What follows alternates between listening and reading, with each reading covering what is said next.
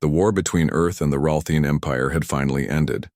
After years of tension, destruction, and silent hatred, peace had been signed, not with joy, but with careful calculation. The Ralthian were proud, powerful, and rich. Humans were new, bold, and unpredictable. Both sides wanted peace, but neither trusted the other. At the heart of this delicate treaty was a well-respected human commander named Daniel. He was known across human colonies as brave, calm, and impossible to intimidate.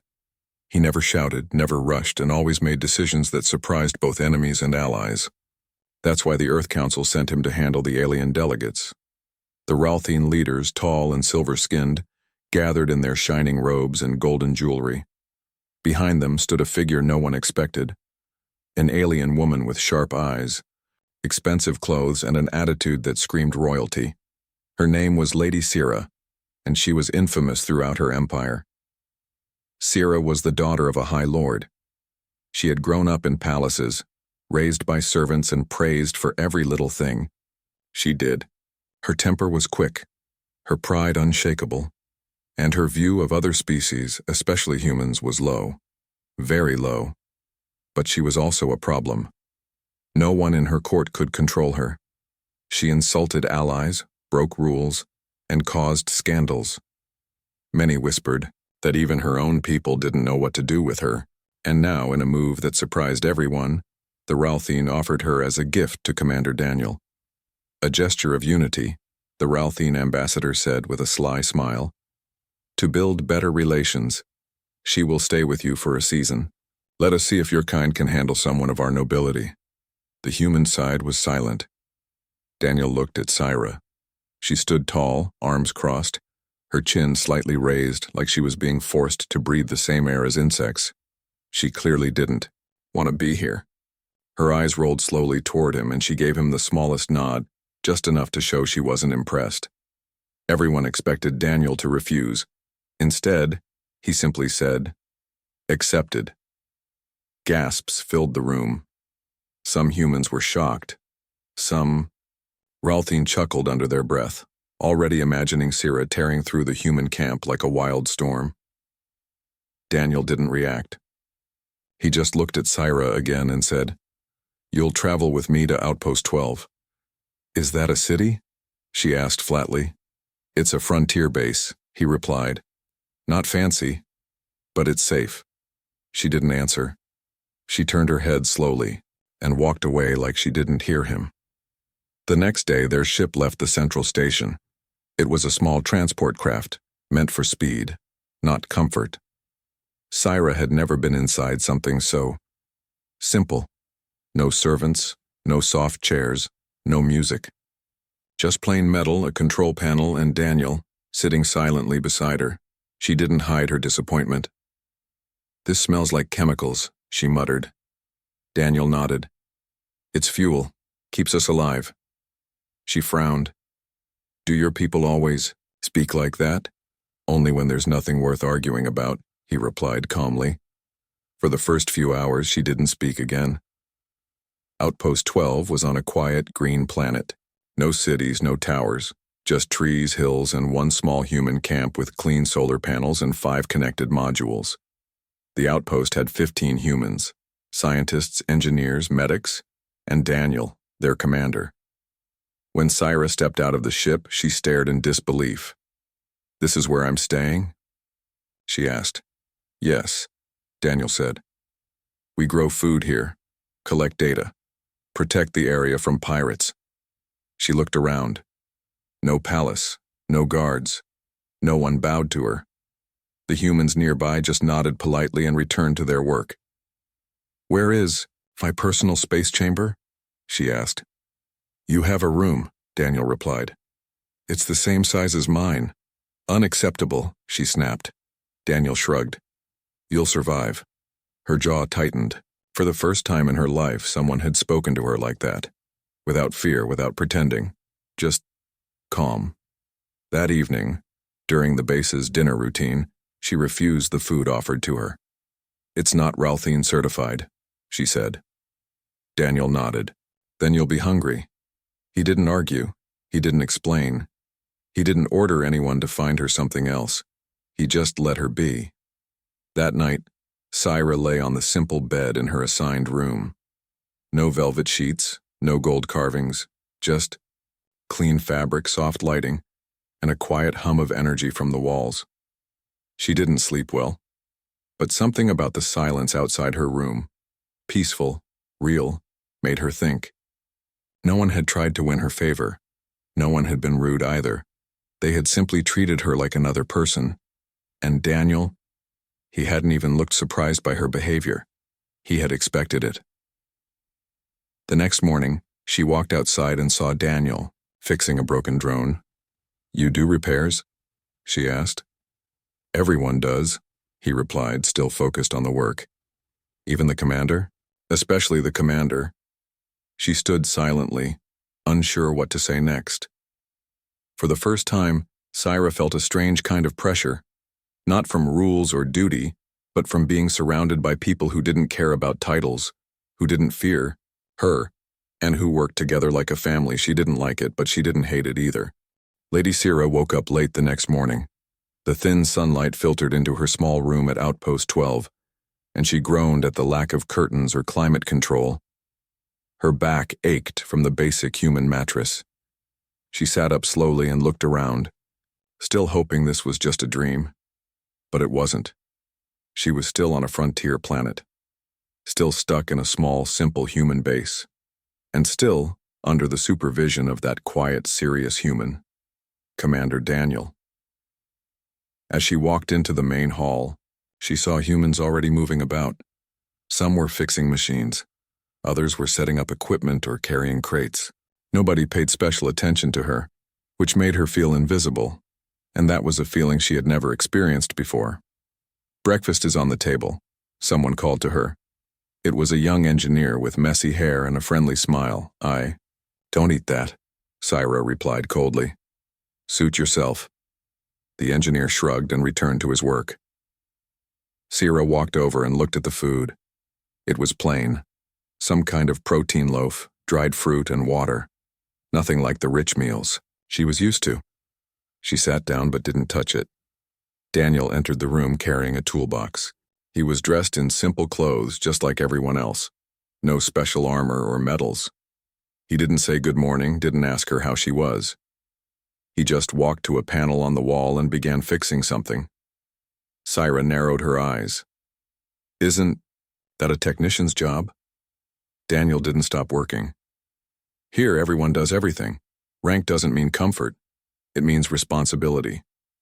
You're the commander. Shouldn't they be working for you?" "They are. By working with me." Syra frowned. She had expected humans to treat her like a guest, or at least with caution. Instead, they were acting like she was just another person in their camp. Later that day, Daniel gave her a tour of the outpost. He showed her the greenhouse where they grew vegetables, the lab where they tested samples, and the barracks where everyone slept. When he pointed to the sanitation room, Syra raised an eyebrow. "You clean your own waste?" "Of course," he said. "No one is above the basics." "That's disgusting," she muttered. Daniel didn't respond. He simply continued walking. Syra found his silence frustrating. Most people reacted to her sarcasm or rudeness, but Daniel didn't seem to care about her mood. That made him difficult to control. Over the next few days, she kept trying to provoke him. She demanded special treatment, refused to follow any rules, and tried to take over a private room. But every time she acted out, Daniel responded the same way, with calm words and no reaction. On the fourth day, she shouted at one of the workers when a laundry unit didn't respond to her voice command. The human technician, a woman named Riley, calmly fixed the problem and walked away without even apologizing. Syra stood there stunned. That evening, Daniel spoke to her for the first time in a serious tone. "You can yell all you want, Lady Syra," he said, "but no one here works for you. If you want to live in peace, you have to live with respect." Syra crossed her arms. "And if I don't?" "You'll still be here. Still ignored. Still alone." For once, she didn't have a comeback. The Next day, something strange happened. While she was outside walking alone, she saw a small human child run out from the supply pod. It was the son of one of the engineers. The boy tripped on a cable and fell, scraping his knee. Syra watched, expecting someone to scold the child or call for a medical drone. But Daniel came running instead. He knelt beside the boy, gently helped him up and checked the wound. "You're okay, kid," Daniel said. "Let's clean that up." Syra watched carefully. There was no panic, no shouting, just calm care and comfort. She didn't understand it, but something about it stayed with her. That evening, she didn't complain about the food. On the 6th day, Daniel asked her, "Do you want to join the maintenance team tomorrow? They're checking the solar panels." She stared at him. "You want me to clean equipment?"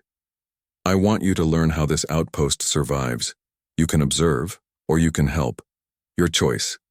Syra didn't answer right away, but the next morning, she showed up at the solar panel site, arms crossed, still wearing elegant Ralthine robes. The crew explained how sunlight powered the base, how dust had to be wiped manually, and how the angle of the panels mattered. Syra listened, mostly silent, and asked one question. "What happens if these fail?" "No power," a technician replied. "No lights? No heat? No communication?" She looked at the large panels, then at her reflection in the smooth black glass. For the first time, she realized how fragile this place really was, and how hard these people worked to keep it alive. She didn't clean any panels that day, but she didn't walk away either. At night, she stood outside under the alien sky, looking up at the stars. Daniel walked over carrying 2 cups of warm liquid. "Try this," he offered. She took the cup, cautious. It smelled sweet and earthy. "What is it?" "Hot root drink, local plant." She sipped it. It was simple, but not bad. Daniel sat beside her on the bench. "Why did they really send you here?" he asked gently. Syra was quiet. Then she whispered, "They wanted me gone. I was causing problems. So they turned me into a challenge for you. They thought I'd fail. Or you would." Daniel looked at the stars. Maybe they were right about the challenge, but not the outcome. Syra turned to him. "Why haven't you yelled at me?" "I don't fight storms. I wait for them to pass." She didn't answer, but for the first time, she smiled, just a little. The sun rose slowly over Outpost 12, casting a warm orange light across the grassy fields and metallic walls. Lady Syra stood near the greenhouse, her arms folded as she watched the crew starting their morning work. It had been 2 weeks since her arrival. She was still proud, still careful with her words, but something inside her was changing. She no longer refused food. She had stopped yelling at the machines. And while she still didn't help with chores, she didn't walk away either. Instead, she listened, watched, learned. And most of all, she watched Commander Daniel. There was something strange about him, something she couldn't understand. He didn't brag, didn't order people around, and didn't seek attention. Yet everyone in the outpost respected him. Even the youngest engineer followed his quiet instructions without question. She began to see why. One afternoon, a soft alarm echoed through the outpost. Red lights blinked near the power core. Daniel rushed into action immediately. "What's going on?" Syra asked, following him. "Oxygen generators failing," Daniel replied as he grabbed his toolkit. "Probably a crack in the coolant line. If we don't fix it soon, the backup tanks will run dry." Syra's eyes widened. "You're running to fix it yourself?" "Yes," he said without slowing down. "Every second counts." He opened a hatch in the floor and disappeared into the narrow maintenance tunnel. Syra stood at the edge, worried. She had never seen a noble or leader crawl into a machine chamber before. That was a worker's job. Daniel's voice came through the radio.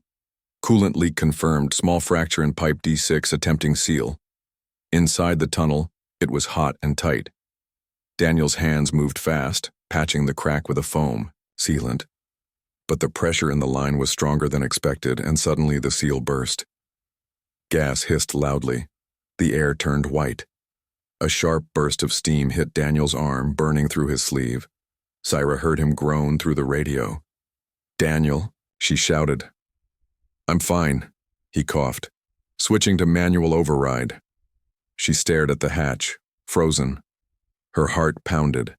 For a moment she forgot her pride, her training, her beliefs. She only thought of one thing. Daniel might die under there. Before she could move, 2 technicians arrived and helped pull him out. His arm was burned, his shirt soaked in coolant, but the line had been sealed. Oxygen was stable. Syra ran to him. "You're hurt." Daniel looked at her calmly, even with the pain in his face. "I've had worse." "You shouldn't do that. Why didn't you let someone else go?" "Because I'm responsible for everyone. Here. Including you." That answer stunned her. Daniel didn't just lead by title. He led by action. That night, Syra stood quietly outside Daniel's room. She hesitated, then knocked. "Come in," he said. She opened the door slowly. Daniel was sitting on a low bench, wrapping a bandage around his arm. His shirt was off, revealing old scars across his back and shoulders, marks from battles, burns, and missions. Syra stepped inside. "I brought you something." She held out a cup, hot root drink, the one he had shared with her before. Daniel took it, nodding. "Thank you." She sat across from him, unsure what to say. "I've never met anyone like you," she admitted. "Not even in my own species." Daniel raised an eyebrow. "Is that good or bad?" "I don't know," she said honestly. "But I understand why they respect you." Daniel gave a small smile. "Respect isn't demanded, it's earned." Syra looked down at her hands. "Do you think I could earn it too?" "You already are," he said. "Just by asking that question." She looked up at him. For the first time, her eyes were soft. The next day, Syra surprised everyone. She showed up at the greenhouse at sunrise and asked the crew leader how to help. The young woman, Kara, blinked in surprise. "You want to work?" Syra nodded. "Show me." And she did. Syra learned how to handle the soil, water the plants, and manage the filters. Her clothes were too fancy, so she wore a plain human jumpsuit. She got dirt under her nails and sweat on her forehead. But she didn't complain. Later, she helped in the kitchen. She couldn't cook, but she cut vegetables and cleaned trays. The crew gave her space, but they were watching. And slowly, they began to smile at her. Daniel saw it all and said nothing. But deep inside, he knew something important was happening. At lunch, Syra sat with the team instead of eating alone. "Did you ever think I'd be cutting carrots in a human kitchen?" she joked. Riley laughed. "Honestly? No. But you're not. Half bad. Not bad for a spoiled alien, right?" Syra smirked. Daniel raised his cup. 2 surprises. Everyone cheered and Syra smiled. Really smiled for the first time since arriving. That evening, she walked with Daniel around the outpost. The air was fresh, and the stars were bright above them. "Thank you," she said softly. "For what?" "For not treating me like a joke or a problem or something to be thrown away." "You're not any of those things," Daniel replied. "You were just raised differently. That doesn't make you less. Just learning." She stopped and looked at him. "You've done more for me than anyone back home ever did." Daniel looked at her gently. Maybe this challenge was a gift in disguise. She nodded. "I think it was." They stood in silence for a long time, just looking at the stars. The wind was strong that morning at Outpost 12. Dust flew across the open field. The solar panels clicked as they adjusted to the changing light. Inside the main structure, the crew was preparing for a major systems check. The base's weather shield had been acting strange, and everyone was on alert. Lady Syra, dressed in her plain jumpsuit, was already helping Riley check the power connections. Her movements were careful, her face focused. No one was ordering her around. She had chosen to help. Daniel watched from a distance, saying nothing. He could see the change in her, but more importantly, so could everyone else. Syra had gone from someone who refused to touch a tray to someone who offered her hands before being asked. Kara, the greenhouse lead, walked by and said, "Syra, can you check the water filter?" "On it," she replied, standing up and wiping her hands. Riley gave her a nod. "Didn't think I'd ever say this, but it's good having you on the team." Syra smiled, proud but a little shy. "Don't get too used to it," she joked. Later that afternoon, the sky turned dark. Thick clouds rolled in faster than expected. Lightning cracked across the sky. "Storm?" Daniel asked, looking at the scanner. "No. This isn't weather, it's a ship," said Kara, pointing to the radar. A fast-moving vessel was descending toward the planet. It had no official markings. Not Ralthine, not human. Pirates. Daniel stood up straight. "Everyone to your positions, get inside. Lock the main hatch." The crew scattered into motion. Syra grabbed a small comm from the table. "What do you want me to do?" Daniel looked at her for a second. "Help get the civilians into the shelter." Without hesitation, she ran toward the greenhouse, calling for the two youngest engineers and their families. They followed her, trusting her now. The ship landed in the field with a deep rumble. A loudspeaker crackled. "Step outside. Give us your supplies or we'll take them anyway." Daniel spoke into the base speaker.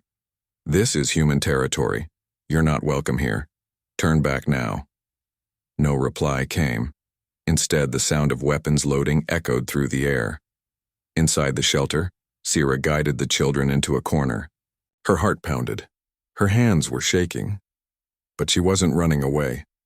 For the first time, she wasn't thinking about herself.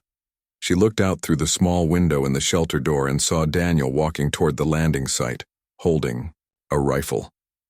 Two other soldiers followed. Syra's breath caught in her throat. He's going out there alone.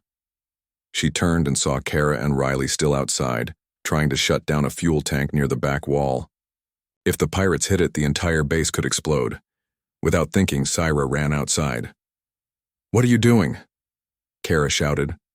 "I'm helping," Syra said, grabbing a metal wrench. The pirates started shooting. Sparks flew. Riley screamed and ducked behind a barrel. Syra crawled forward and yanked the last hose free. Fuel spilled into the ground, but the tank was safe now. "Move," Kara shouted, pulling Syra toward cover. Just as they ducked behind the wall, an explosion hit the far side of the base. A panel flew off and smoke filled the sky. Syra coughed but kept crawling. Then she heard Daniel's voice. "Base secure! Hostiles! Retreating!" The pirates had seen resistance, real resistance, and had left. Half an hour later, silence returned. Smoke cleared. The pirate ship was gone. The crew gathered near the center of the outpost. No one was seriously hurt, just bruises and burns. Daniel walked in, face covered in dust, and stopped when he saw Syra sitting on the ground, breathing hard, her hands blackened from fuel and dirt. "You okay?" he asked. She nodded. "I think so." "You didn't have to be out there." "Yes, I did," she said softly. "This is my base too now." He looked at her for a long moment. Then he nodded. "Thank you." Syra felt something strange in her chest. Not pride, not victory, belonging. Later, that evening during repairs, the crew gathered in the common room. Daniel stood and raised a cup. "Today we stood together, we faced danger, and we protected each other. But one person surprised us all." He looked at Syra. "Lady Syra risked her life. She helped save our base. She's no longer just a guest. She's one of us." The room clapped and some even cheered. Syra stood unsure of what to say. "I didn't expect to care about this place," she admitted, "or any of you, but now, I do." Someone handed her a fresh cup. She raised it and said, "To family, one you don't choose, but you're lucky to have." Laughter and cheers followed, and for the first time in her life, Syra didn't feel alone. Later that night, she walked out onto the quiet field. Daniel joined her. "You were brave today," he said. "I was terrified," she replied, "but I didn't want to lose what I've found here." "You've changed." "No," she said with a small smile. I'm just becoming who I was supposed to be. Daniel looked at the stars. You were sent here as a punishment. Syra nodded. And it turned out to be the best thing that ever happened to me. 3 months had passed since Lady Syra first arrived at Outpost 12. The spoiled, proud alien noblewoman who once refused to touch human food now stood side by side with the very people she had once looked down upon. The crew no longer saw her as a guest. She was part of the team now, respected, trusted, and even liked. Her name was spoken with admiration, especially after the pirate attack. Everyone remembered how she had helped without hesitation, risking herself for others. And now, something unexpected had happened. A message came through the long-range satellite. The Ralthine High Council was coming. They wanted to visit Outpost 12 in person. The message gave no reason, just a date, a time, and the names of the visiting officials. Daniel read it aloud to the crew. The delegation includes Lord Fenric, High Advisor, and Lady Syra's father. Gasps echoed around the room. Syra stood still. My father? She asked quietly. Daniel nodded. He's coming in person.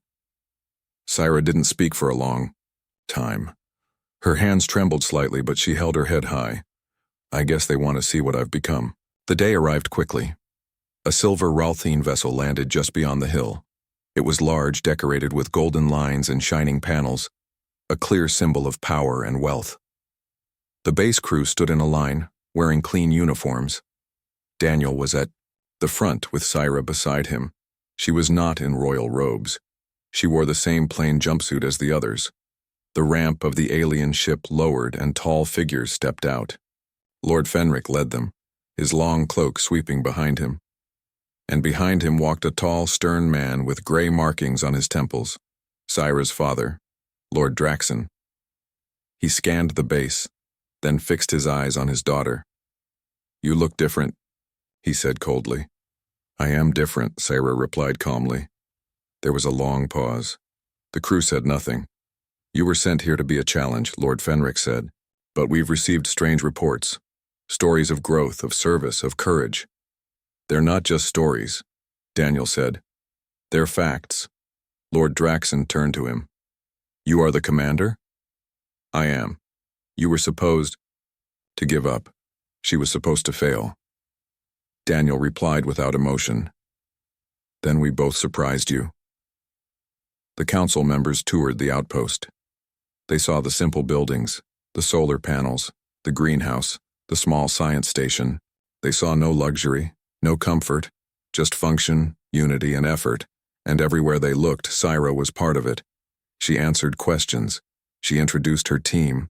She even demonstrated how to filter water using human tech. One of the Ralthine advisors whispered, "This can't be the same woman." But it was. Later in the main hall, the delegation gathered. The human crew stood nearby. We admit, Lord Fenric said, we expected disaster. But what we see is remarkable. Daniel stayed silent. He knew Syra needed to speak now. She stepped forward. I came here angry, she said. I thought I was better than everyone else. I refused to listen, refused to care. But no one here tried to break me. They just gave me space to learn. She turned to the crew.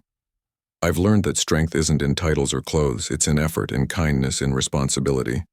Syra faced her father. You sent me away to silence me. But I found my voice here. Lord Draxon's face didn't change, but something in his eyes shifted. Just a little. You've shamed our house, he said. No, Syra answered. I've made it proud for the first time. The room was silent. Then, something unexpected happened. One of the human crew began to clap. Then another. And another. The room filled with the sound of applause, not forced, not formal, but honest. Syra looked around, her eyes shining with emotion. She bowed her head, not in submission, but in deep respect. After the meeting, Daniel stood alone near the outer wall watching the sunset. The sky was pink and orange. A cool breeze moved through the grass. Syra walked over and stood beside him. Well, she said. That went better than I thought. Daniel smiled. You were brilliant. I thought. My father might shout. He's proud. He just doesn't know how to show it. Syra was quiet for a while. Then she asked, What happens now? Daniel looked at her. You're free to go if you want. The council didn't order you to stay. She looked down. I could return to the palace, to silk and gold and 10-course meals. Or stay here, she said softly, where I'm finally seen as more than a name. Daniel looked at her carefully. So what do you want, Syra? She looked up at him. I want to stay, not as a guest, not as a lesson, but as myself. Daniel nodded. Then you're home. Weeks later, the Ralthine Council officially recognized Syra as an ambassador between species. Her voice was now respected. And her story spread across both human and alien worlds, of a spoiled noblewoman who found purpose among the very people she once rejected. Outpost 12 became a symbol of cooperation, unity, and second chances. Syra and Daniel stood side by side, not as commander and guest, but as equals, partners who had both changed because of each other. And when visitors came, they were welcomed not with pride or speeches, but with shared meals, real stories, and the quiet strength of those who had chosen to grow together.